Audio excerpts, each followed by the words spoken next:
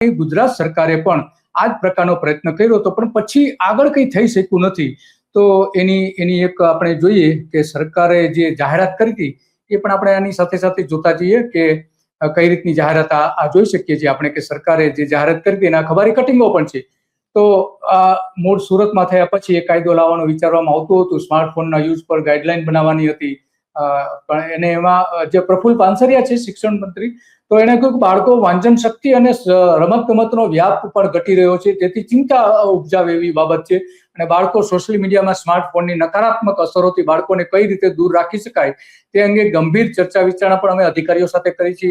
એના જે સાયકિયાટ્રિક છે સરકારી હોસ્પિટલના એની સાથે કરી છે, ચિલ્ડ્રન યુનિવર્સિટી સાથે પણ એમની સાથે ચર્ચા કરી, શિક્ષકો સાથે પણ ચર્ચા કરી અને આ અમે નક્કી કર્યું છે એવું એમનું કહેવું હતું.